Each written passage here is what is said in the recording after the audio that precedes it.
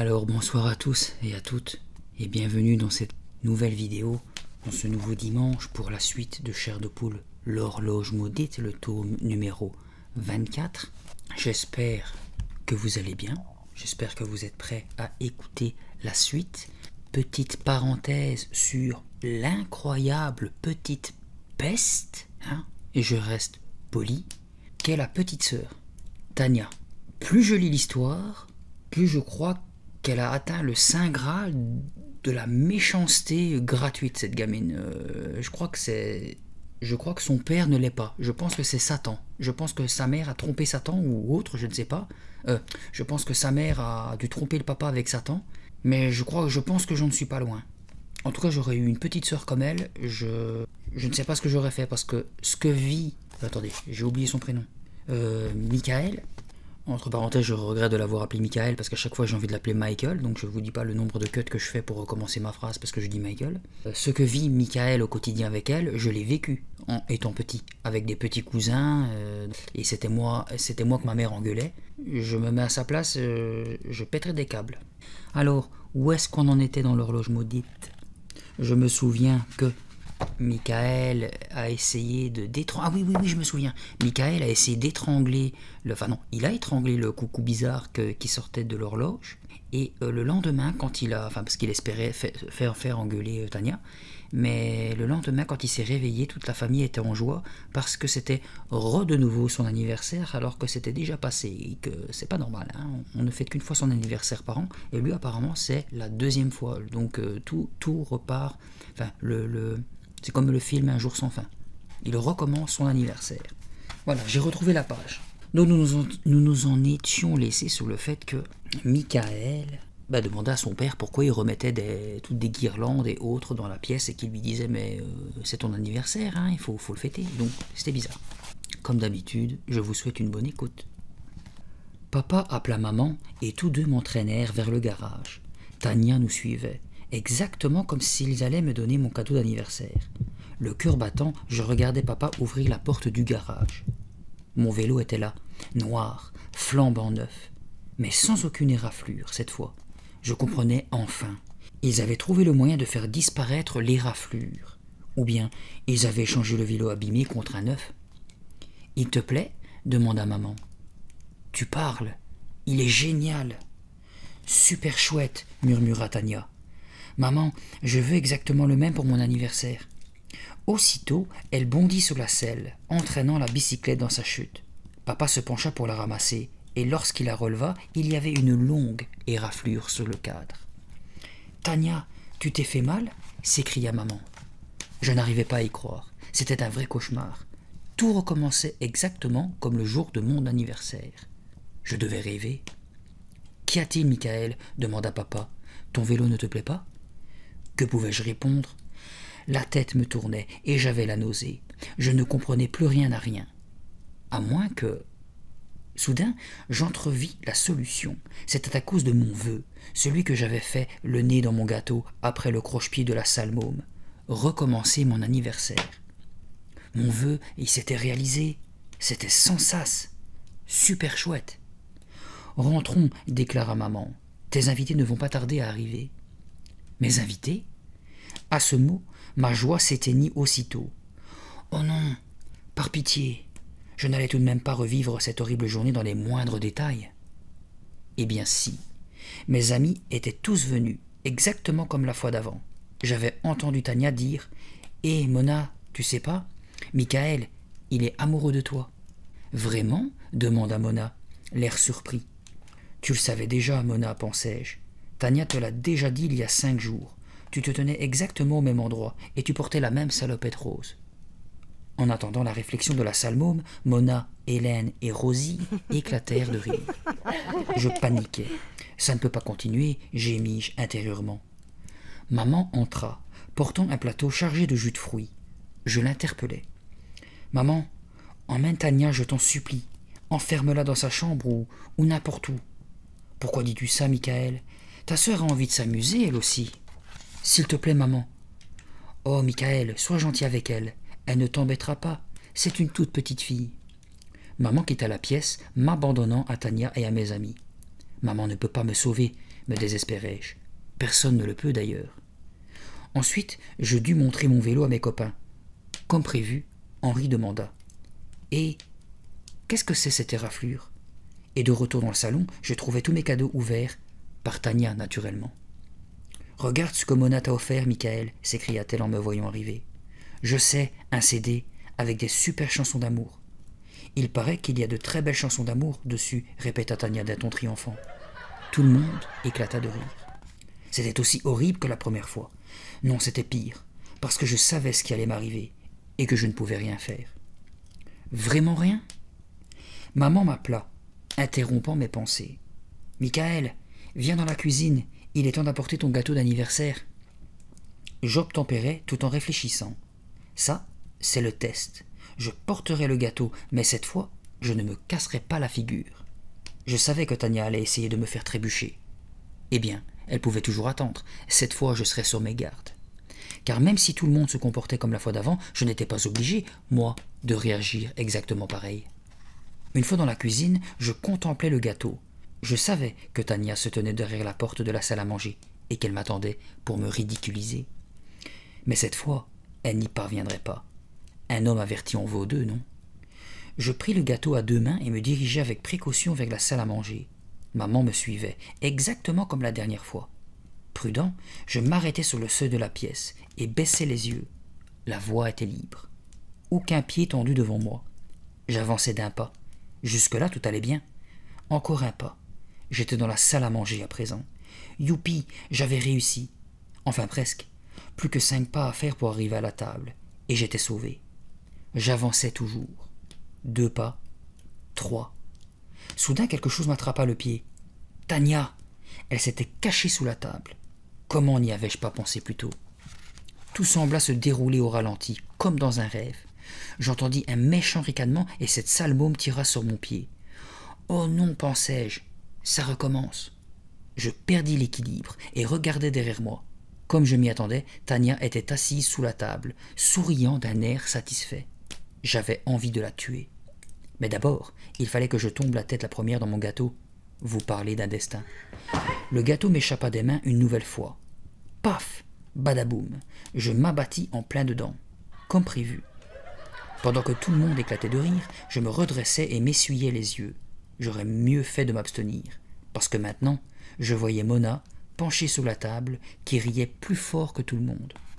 Décidément, la seconde fois était encore plus humiliante que la première. Je m'assis sur le sol, le visage couvert de chocolat, et je me reprochais. Comment ai-je pu être aussi bête? Comment n'ai-je pas pensé que Tania trouverait un autre moyen de me faire tomber? Et pourquoi a-t-il fallu que je fasse ce vœu idiot? Je ne ferai plus jamais de vœu. Plus jamais, jamais. Je parvins tout de même à survivre à la suite de la fête, et quand j'allais me coucher ce soir-là, j'étais sacrément soulagé. Au moins, c'était terminé. J'éteignis la lumière en soupirant et remontai les couvertures sous mon menton. C'est terminé, répétai-je. Je vais m'endormir, et demain matin, tout sera redevenu normal. Je fermai les yeux et sombrai dans le sommeil. Seulement, je ne cessais de rêver. Toute la nuit, je revis des scènes de cette horrible journée. La fête, cauchemar, devint un vrai cauchemar. Il y avait Tania, en train de dire à Mona que j'étais amoureux d'elle. Le visage de Mona se dressait, très grand dans mes rêves, et elle riait. Elle riait. Hélène et Rosie et les copains, tous me riaient à la figure, tandis que je trébuchais et tombais sur le gâteau, encore et encore. Je me tournais et me retournais dans mon lit. Chaque rêve était plus épouvantable que le précédent. Bientôt, mes amis se mirent à ressembler à d'horribles monstres. Tania était le plus hideux d'entre eux. Ses traits se brouillaient et disparaissaient, tandis qu'elle riait et riait encore de moi. Enfin, je m'arrachai péniblement au monde du cauchemar et me redressai dans mon lit, en sueur. La chambre était encore sombre. Je jetai un coup d'œil au réveil. 3 heures du matin. Je n'arriverai pas à dormir, songeai-je, malheureux. Il faut que je parle à papa et maman de ce qui s'est passé. Peut-être pourront-ils m'aider. Je sortis du lit et me hâtai dans le couloir obscur vers leur chambre. Leur porte était entr'ouverte. Je la poussai. « Maman? Papa? Vous êtes réveillés ?» Papa roula sur le côté et grogna. « Hein ?» Je secouai maman par l'épaule. « Maman ?» Elle bougea à peine. « Qu'y a-t-il, Michael ? murmura-t-elle en se redressant enfin pour regarder son radio-réveil. Dans le rayonnement bleu du réveil, je la vis plisser les yeux pour essayer de lire l'heure. « Il est 3 heures du matin !» s'exclama-t-elle. Papa poussa un grognement et se redressa à son tour. « Hein? Quoi? »« Maman, il faut que tu m'écoutes, chuchotai-je. Quelque chose d'horrible s'est passé aujourd'hui. Tu n'as rien remarqué? »« Michael, qu'est-ce que... » ?»« Voilà, expliquai-je. Tania a gâché mon anniversaire et j'avais fait le vœu de pouvoir le recommencer. Je voulais que ça se passe mieux, tu comprends, mais je ne pensais pas que je serais exaucé. Et puis aujourd'hui, mon anniversaire a recommencé. Tout s'est déroulé exactement pareil. C'était horrible. » Papa se frotta les yeux. « C'est toi, Michael ?» Maman lui tapota l'épaule. « Rendors-toi, chérie, Michael a fait un mauvais rêve. »« Mais non, maman, ce n'était pas un rêve, c'était vrai. Mon anniversaire est arrivé 2 fois. Tu étais là les 2 fois aussi. Tu ne comprends donc pas ?»« Écoute, Michael, s'impatienta maman. Je sais qu'il te tarde que ce soit ton anniversaire, mais tu n'as plus que 2 jours à attendre. Seulement 2 jours, d'accord? Maintenant retourne te coucher et tâche de dormir. » Elle m'embrassa et me souhaita bonne nuit en me répétant « Plus que 2 jours, Michael. Fais de beaux rêves. » Je regagnai mon lit, chancelant. La tête me tournait. Comment ça 2 jours avant mon anniversaire? Ne venais-je pas de le revivre, justement? J'allumai ma lampe de chevet et regardai la date sur ma montre. 3 février. Or, mon anniversaire tombait le 5 février, dans 2 jours. Était-ce possible? Je remontais encore dans le passé? Non, pensai-je, je dois devenir fou. Je secouai violemment la tête et me giflai plusieurs fois, histoire de revenir à la réalité. Remonter dans le passé. Ha ha! Ça me faisait bien rire. C'était impossible. Tout simplement impossible. Reprends-toi, Michael, m'ordonnai-je. Tout ce que j'avais fait, c'était souhaiter recommencer mon anniversaire. Mais juste une fois, pas le restant de ma vie. Qui pourrait bien être assez crétin pour vouloir fêter sans arrêt son 12e anniversaire? De plus, ce n'était pas logique, parce que, en admettant que mon tout petit souhait fût exaucé, pourquoi étais-je revenu 2 jours avant mon anniversaire? Pourquoi pas simplement la veille? À moins que je ne remonte vraiment le temps en arrière. Dans ce cas, cela n'a rien à voir avec mon vœu. Mais alors, que m'arrivait-il? Je me creusais la cervelle. Voyons un peu. J'avais tordu la tête du coucou pour qu'elle soit à l'envers. Ensuite, j'étais allé me coucher, et quand je m'étais réveillé, j'étais déjà revenu dans le passé. Avais-je moi-même changé le cours du temps? Et si l'horloge de papa était vraiment magique? Je n'aurais pas dû tordre la tête de cet oiseau de malheur. Je me rendais compte que je ne pouvais rien contre Tania. Le seul fait d'essayer de lui attirer des ennuis se retournait toujours contre moi. Et cette fois, de la façon la plus horrible qui soit. Je frissonnais et me secouais. Allons, si c'était ça, il était facile d'y remédier après tout. Il suffisait d'aller en bas et de tourner la tête du coucou dans le bon sens. Je sortis de ma chambre sur la pointe des pieds et descendis l'escalier. Mes parents s'étaient probablement rendormis, mais je ne voulais prendre aucun risque. Pas question que papa m'attrape en train de trafiquer sa précieuse horloge. Au bas des marches, je sentis soudain le sol froid de l'entrée sous mes pieds. Plus que quelques pas, et je me glissai dans le bureau, puis allumai la lumière. Horreur! L'horloge avait disparu. « Oh non !» m'écriai-je. Avait-on volé l'horloge? C'était une catastrophe. Sans elle, comment parviendrais-je à tout arranger? Comment pourrais-je remettre la tête de l'oiseau dans le bon sens et reprendre ma vie normalement? Je remontai les marches de l'escalier 4 à 4. Je me moquais bien de savoir qui j'allais réveiller à présent. « Maman! Papa !» criai-je en entrant en trombe dans leur chambre. Je secouai de nouveau maman par l'épaule. « Qu'y a-t-il, Michael ?» marmonna-t-elle, furieuse. « Nous aimerions bien dormir un peu. » Je me fichais pas mal de sa colère. Ce que je vivais était bien plus grave. « L'horloge, elle a disparu. » Papa roula sur le côté. « Hein? Quoi? » « Michael, tu as fait un autre cauchemar, m'assura maman. « Mais ce n'est pas un cauchemar, maman, c'est la vérité. Descends, tu verras toi-même, il n'y a plus d'horloge dans le bureau. »« Écoute, Michael, c'était un rêve, tu entends ?» répliqua maman d'une voix ferme. « Nous n'avons pas d'horloge dans le bureau. Nous n'en avons jamais eu. » Je chancelai comme si j'allais tomber en arrière. C'était seulement un mauvais rêve, poursuivit-elle, en étouffant un bâillement. « Mais papa l'a acheté !» Je me tus, frappé par une idée subite. Je comprenais à présent. Nous étions le 3 février, soit 2 jours avant mon anniversaire, et 5 jours avant que papa achète l'horloge. La voilà l'explication. J'avais envie de vomir. « Tu ne te sens pas bien ?» demanda soudain maman, en se redressant pour poser le dos de sa main sur mon front. Tu es un peu chaud, ajouta-t-elle en se radoucissant, maintenant qu'elle me croyait malade. Allez, viens te coucher, je suis sûre que tu as de la fièvre, c'est pour cela que tu fais tous ces cauchemars. Papa grogna de nouveau. Quoi? Malade? Il a de la conversation la nuit, vous ne trouvez pas? Je m'en occupe, Juliane, chuchota maman. Rendors-toi. Elle me ramena dans ma chambre en me tenant par la main, comme si j'étais vraiment malade, et j'aurais préféré ça. Malheureusement, la vérité était pire. Non seulement j'avais fait remonter le temps, mais l'horloge avait disparu. Comment allais-je me sortir de ce pétrin à présent? Lorsque je descendis à la cuisine le lendemain matin, maman, papa et Tania avaient déjà pris leur petit déjeuner. « Dépêche-toi, Michael, dit papa.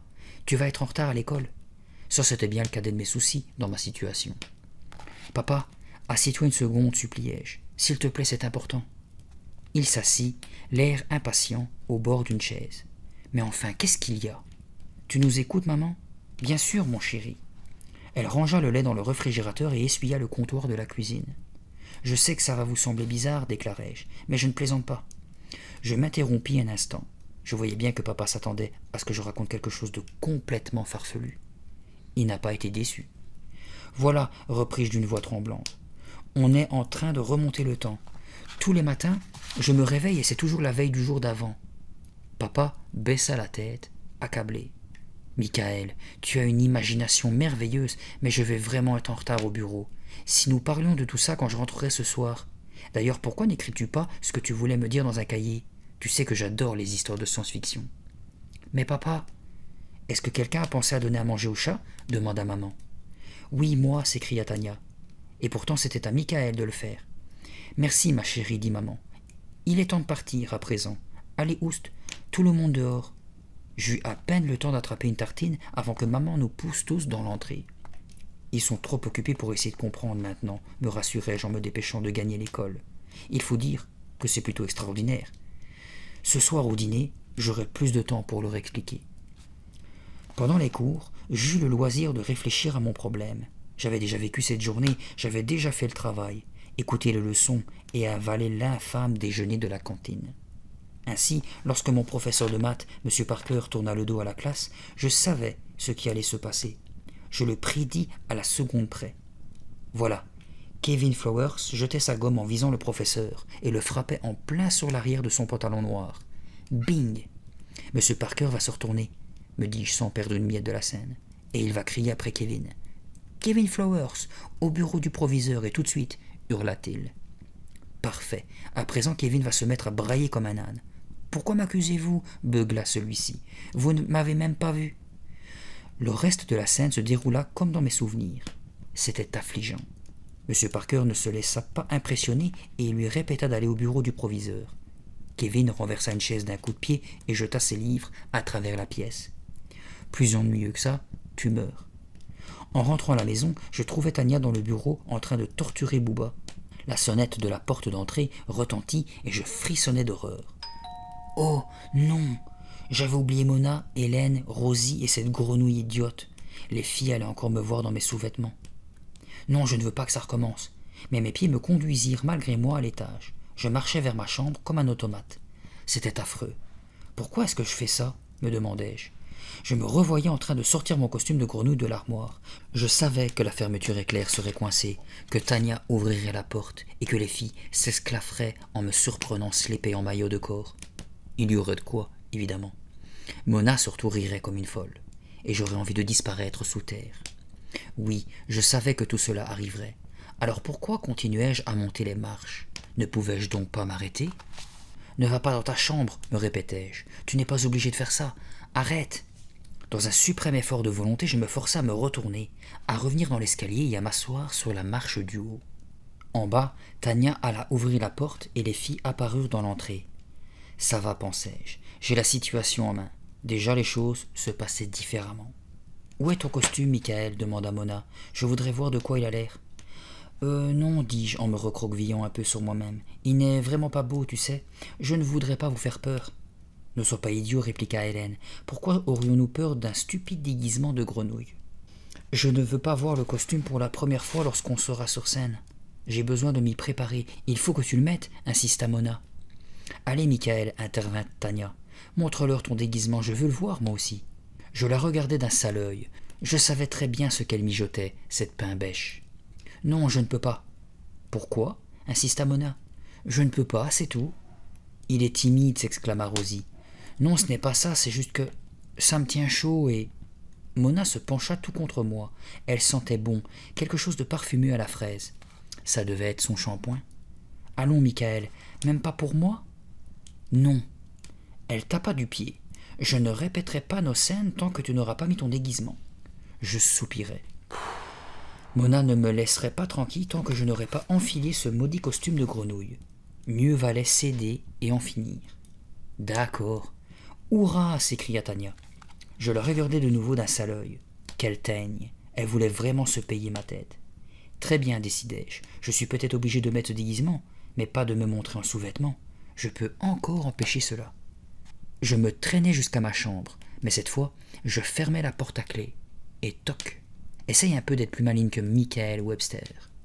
J'enlevai mon jean et ma chemise, puis, à contre-cœur, je sortis le costume de grenouille du placard et tirai sur la fermeture éclair. Elle était coincée exactement comme la première fois. « Aucun problème, me dis-je, la porte est fermée à clé et personne ne peut rentrer. » À ce moment-là, la porte s'ouvrit en grand. Je me changeai en statue de sel, tandis que Mona, Rosie et Hélène me regardaient fixement. Puis elles poussèrent des cris et se mirent à rire. « Tania !» criai-je, « la porte était fermée à clé. »« Bah non, le verrou est cassé. »« Mais papa l'a réparé, il l'a fait quand... » J'essayais de me souvenir. Quand était-il venu ici avec ses outils? Ah oui, c'était après le cauchemar des sous-vêtements, le jour de mon anniversaire. Donc, compte tenu du temps que j'avais remonté, il n'avait pas encore pu arranger mon verrou. Comment parviendrais-je à me rappeler de tout? Étais-je condamné à reculer de plus en plus dans le passé, tout en connaissant l'avenir? Quel destin effroyable! Je n'avais plus aucun moyen d'arrêter cette mécanique infernale. Je me mis à trembler. Où cela finirait-il? Je n'en avais aucune idée. Par contre, j'avais de plus en plus peur, à chaque seconde qui s'écoulait. Je pus à peine toucher à mon dîner ce soir-là. Non seulement je manquais d'appétit, mais j'avais déjà pris ce repas auparavant, et je ne l'avais pas aimé. Ils dînaient tous les trois, tranquillement comme si de rien n'était, répétant les mêmes choses, de quoi devenir dingue. Maman et papa doivent pourtant bien remarquer qu'il y a quelque chose de bizarre. Alors pourquoi ne disent-ils rien? Pourquoi font-ils semblant? J'attendis que papa eût fini de nous raconter sa journée de travail pour ramener la conversation sur le sujet qui me préoccupait. Je décidai d'y aller doucement, cette fois. « Maman? Papa? Ce dîner ne vous semble pas un peu... familier ?» « En effet, répliqua papa, il me rappelle cet horrible déjeuner au restaurant végétarien le mois dernier. » Maman lui jeta un coup d'œil furieux, puis se tourna vers moi. « Qu'essaies-tu de nous dire, Michael ?» demanda-t-elle d'une voix glaciale. « Que tu en as assez de manger de la nourriture saine ?»« Moi oui, déclara papa. »« Et moi aussi, renchérit Tania. »« Non, pas du tout, répliquai-je. Vous ne comprenez pas, je ne veux pas dire que nous avons déjà mangé la même chose. Je veux dire que nous avons déjà pris ce même repas. Nous le mangeons pour la seconde fois. » Papa fronça les sourcils. « Pas de théorie bizarre à table, s'il te plaît, Michael. » Il ne comprenait rien à rien. Je décidai d'employer les grands moyens. Il ne s'agit pas seulement de ce dîner, ça a été pareil toute la journée. Vous n'avez pas remarqué? Nous recommençons tout, absolument tout. Nous remontons dans le passé. « Oh, la ferme, Michael, lança Tania, excédée. Tu nous barbes à la fin. On ne peut pas parler d'autre chose? »« Tania, s'exclama maman sur un ton de reproche. Ne dis pas la ferme. Et toi, Michael, tu as encore lu tes horribles bandes dessinées de science-fiction, n'est-ce pas? » Je devins rouge de frustration. « Mais bon sang, ouvrez les yeux. Demain ce sera hier, et dans 2 jours ce sera la veille. Tout marche à l'envers. » Maman et papa échangèrent un regard entendu, comme s'ils partageaient un secret. Ils savent quelque chose, mais ils ont peur de me le dire. Maman me regarda d'un air très sérieux. « Très bien, Michael, nous ferions aussi bien de tout avouer. Nous avons fait un bond dans le passé. Nous sommes pris dans une tempête extratemporelle, à effet rétroactif accéléré, et il n'y a rien à faire. » Maman repoussa sa chaise et marcha à reculons vers la cuisinière. Puis, elle prit du riz dans son assiette pour le mettre dans la casserole. « Yarzik et sulp wepnu » demanda-t-elle à papa. Je tressaillis. Avais-je bien entendu? « Tialp et lit yup » répondit-il. « Iswa yom » renchérit Tania. Ma sœur recracha très élégamment un peu de riz sur sa fourchette et le lâcha dans son assiette. Je la regardais faire, les yeux écarquillés de surprise. Elle mangeait à l'envers. Papa se leva et se dirigea vers maman à reculons. Puis, Tania sautilla en arrière autour de la table. Ma parole, tous parlaient et se déplaçaient à l'envers. Nous étions vraiment pris dans une tempête extratemporelle. « Ah !» m'écriai-je soulagé. « C'est donc vrai. Pourquoi ne parlais-je pas à l'envers moi aussi ?»« Niter viop » s'écria Tania d'un air méprisant. Elle éclata de rire la première, puis ce fut le tour de maman, et ensuite celui de papa. Mortifié, je finis par comprendre. Il plaisantait. « Vous êtes horribles !» m'exclamai-je, indigné. Ça les fit rire encore plus fort. Je me demandais quand tu t'en rendrais compte, lança Tania d'un ton supérieur. Sur ce, ils se rassirent à table, contents de leur bonne blague. Maman ne pouvait s'empêcher de sourire. « Désolé, Michael, nous ne voulions pas nous moquer de toi. »« Mais si, » répliqua Tania. Je les dévisageais avec horreur. Il m'arrivait une chose épouvantable et ma famille trouvait ça très drôle. Étaient-ils tous devenus fous ? « Michael, as-tu déjà entendu parler du phénomène de déjà-vu » demanda papa. Je fis non de la tête, accablé. C'est lorsque tu as soudain l'impression d'avoir déjà vécu quelque chose. Tout le monde ressent ça de temps en temps. Il n'y a pas de quoi avoir peur. Tu es sans doute un peu nerveux ces temps-ci, ajouta maman, avec ta fête d'anniversaire qui arrive. Tu vas avoir 12 ans. Non, ce n'est pas ça. Michael, attends un peu de voir ton cadeau d'anniversaire, s'écria papa. Tu vas avoir une grosse surprise. Tu parles d'une surprise, m'attristai-je. Vous m'avez déjà donné le même cadeau 2 fois. J'en ai par-dessus la tête de faire semblant de découvrir ce vélo à la noix. Maman, Michael a encore mis ses petits pois dans sa serviette, moucharda la sale môme, qui ne ratait jamais une belle occasion. Furieux, j'écrasai les petits pois et lui lançai la serviette à la figure. Si seulement une tempête temporelle pouvait l'emporter pour de bon, celle-là. Quand je me rendis à l'école le lendemain matin, je n'étais pas très sûr de la date. Cela devenait vraiment difficile de s'y retrouver. Les cours, le déjeuner, les choses que mes amis disaient, tout cela me semblait familier. Mais, comme il ne se passait rien de spécial, cela aurait pu être n'importe quel jour de l'année. Je jouais au basket après l'école ce jour-là, comme d'habitude. Mais j'avais une drôle d'impression. Une mauvaise impression, plus précisément. Je me rappelais avoir déjà joué dans ce match, et ça s'était mal fini. Mais comment ? Ça, je ne m'en souvenais plus. Je continuais donc à jouer, attendant de voir ce qui se passerait. Mon équipe gagna, et, au moment de récupérer nos sacs à dos, Kevin Flowers se mit à hurler. « Où est ma casquette des Blue Devils ?» Oh oh, je me rappelais à présent. C'était ce match de basket-là. Comment avais-je pu oublier ? Cette bonne vieille Tania, elle avait recommencé. « Que personne ne sorte tant que je n'ai pas retrouvé ma casquette !» cria Kevin. Je fermai les yeux et lui tendis immédiatement mon sac à dos. Je savais ce qu'allait arriver. Alors autant en finir. Je vais vous dire, ça fait très mal d'être réduit en bouillie par Kevin Flowers. Mais au moins, dans ma situation, il y avait un avantage. C'était que la douleur ne durerait pas. Le lendemain matin, quand je me réveillerais, ce serait fini. En effet, la souffrance, les croûtes, les bleus, tout était parti. Aujourd'hui, ce doit être avant que Kevin me flanque une raclée, pensai-je. J'espère que je ne vais pas revivre ça une 3e fois. D'ailleurs, en quoi consisterait aujourd'hui ? Tout en me rendant à l'école, je cherchais des indices. J'essayais de me rappeler ce qui m'était arrivé 1 ou 2 jours avant que Kevin me tombe dessus à bras raccourcis. Était-ce le jour de contrôle de maths ? J'espérais que non, mais au moins ce serait plus facile cette fois. Je pourrais même essayer de me souvenir des problèmes et regarder les réponses avant le contrôle. J'étais un peu en retard. Cela veut-il dire quelque chose ? Me demandai-je. Vais-je avoir des ennuis ? Mon professeur principal, Madame Jacobson, avait fermé la porte de la salle de classe. Je l'ouvris lentement et passai la tête dans l'entrebâillement. Tout le monde était déjà là. Madame Jacobson ne leva même pas la tête lorsque j'entrai. Je ne suis peut-être pas si en retard que ça, songeai-je. Je n'aurais peut-être pas d'ennui après tout. Je me dirigeai vers le fond de la classe, vers ma place habituelle. Comme je passais devant une rangée de bureaux, je jetai un coup d'œil aux autres gosses. « Qui est-ce » me demandai-je en remarquant un élève blond et joufflu que je n'avais jamais vu auparavant. Puis mon regard se posa sur une jolie fille portant 3 boucles argentées dans le lobe de l'oreille. Je ne l'avais jamais vue avant non plus. Soudain, j'examinai les autres visages. « Que se passe-t-il » me demandai-je en sentant la panique me serrer la gorge. « Je ne connais aucun de ces élèves. Où est ma classe ?» Madame Jacobson finit par se tourner et me regarder fixement. « Hé !» cria le blond. « Qu'est-ce qu'un élève de CE2 vient faire ici ?» Tout le monde éclata de rire, sauf moi. « Un élève de CE2 ?» De qui parlait-il? Je ne voyais personne de CE2 ici. Tu n'es pas dans la bonne classe, jeune homme, me dit madame Jacobson avant d'ouvrir la porte pour m'inviter à sortir. Je crois que la tienne est en bas, au second étage. Merci. J'ignorais de quoi elle parlait, mais je décidai de ne pas la contrarier. Elle referma la porte derrière moi. Ensuite, j'entendis les élèves rire dans la classe et je me dépêchai de gagner les toilettes des garçons au bout du couloir. J'avais besoin de m'asperger le visage avec de l'eau froide. En tournant le robinet, je jetai un coup d'œil au miroir, machinalement. Bizarre, il semblait un peu plus haut que d'habitude. Je me lavais les mains et me mouillais la figure. Le lavabo aussi paraissait plus haut. De plus en plus étrange. Me serais-je trompé d'école?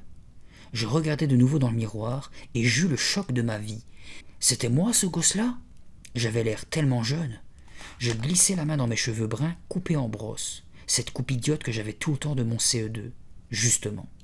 Non, ce n'est pas possible, pensai-je consterné. Je suis revenu en CE2. J'ai mes cheveux de CE2, mes vêtements de CE2, mon corps de CE2.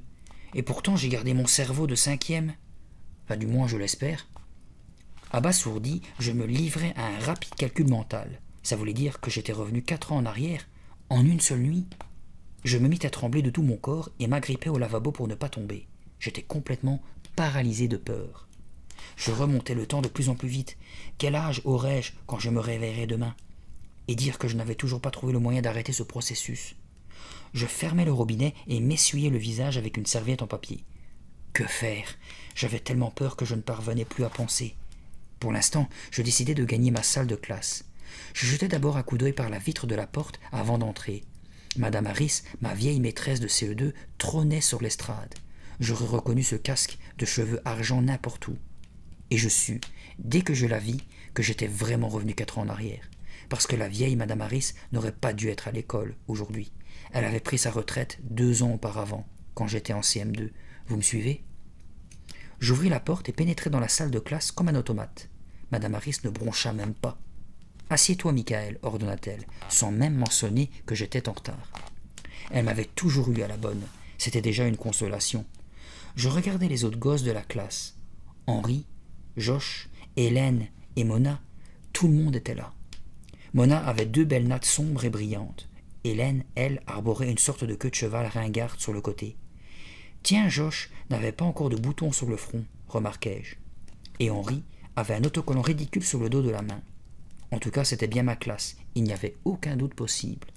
Je m'assis dans le fond, à mon vieux bureau à côté d'Henri. Je lui jetai un bref coup d'œil. Burk, il se curait le nez. Dégoûtant, j'avais oublié ce côté-là du CE2. « Michael, nous sommes à la page 33 du livre de lecture, m'informa Madame Harris. Je glissai la main dans le bureau et trouvai le livre de lecture. Je l'ouvris docilement à la page 33. « Voici les mots que vous devez apprendre pour la dictée de demain, continua la maîtresse en écrivant les mots au tableau. Goût, sens, grand-mère, facile, bonheur. Hé, chuchota Henri, ils sont vachement difficiles ces mots. Tu as vu combien il y a de lettres dans grand-mère? Je ne savais pas quoi lui dire. Lors de ma dernière dictée, quand j'étais encore en 5e, il avait fallu que j'écrive psychologie. Grand-mère ne représentait plus un grand défi pour moi. Je m'ennuyais ferme tout le reste de la journée. J'avais toujours souhaité que l'école soit plus facile, mais pas à ce point. Tout était tellement enfantin. Le déjeuner fut épouvantable dans le genre crétin. Au moment du dessert, Josh mâchouilla une banane et me tira la langue. Quant à Henri, il se barbouilla le visage de gâteau au chocolat. Et c'étaient mes meilleurs copains. Une fois cette éprouvante journée d'école terminée, je traînais mon petit corps d'élève de CE2 jusqu'à la maison. Mon moral était au plus bas, mais ça n'allait pas s'arranger. Quand j'ouvris la porte d'entrée, j'entendis un horrible miaulement. Une seconde plus tard, Bouba, un petit chaton à présent, puisque nous étions il y a 4 ans, passa devant moi à toute allure et sortit de la maison. Tania arriva aussitôt à sa poursuite sur ses petites jambes vacillantes. « Laisse le chat tranquille !» m'écriai-je sur un ton de reproche. « Toi, t'es bête !» Encore une réflexion profonde. Je la regardais fixement. Elle avait 3 ans maintenant. J'essayais de me souvenir. Est-ce que je l'aimais mieux quand elle avait 3 ans? « Porte-moi sur ton dos !» ordonna-t-elle en tirant sur mon cartable. « Lâche-moi !» Mon sac à dos tomba par terre et je me penchai pour le ramasser. Sans perdre un instant, elle me prit les cheveux à pleine main et tira un grand coup. « Aïe !» Elle rit à perte haleine. « Ça fait mal !» criai-je en le repoussant, juste au moment où maman entrait dans le vestibule. Elle se précipita vers Tania. « Michael, ne pousse pas ta sœur, elle est trop petite, tu la ferais tomber. » Je ne répondis pas et fonçai me réfugier dans ma chambre. Tania avait toujours été une sale gosse. Elle était née comme ça, et elle le resterait toute sa vie. Je le savais. Même quand je serais vieux, elle s'arrangerait pour me rendre la vie impossible. À condition que nous devenions vieux un jour, évidemment. Mais au rythme où allaient les choses, nous n'arriverions même pas à l'âge adulte. Que faire maintenant que j'avais rajeuni de 4 ans? À cette vitesse-là, j'allais redevenir bébé à la fin de la semaine. Et après, un frisson glacé me parcourut le dos. Oui, et après? Est-ce que j'allais disparaître complètement? Pendant le week-end, peut-être?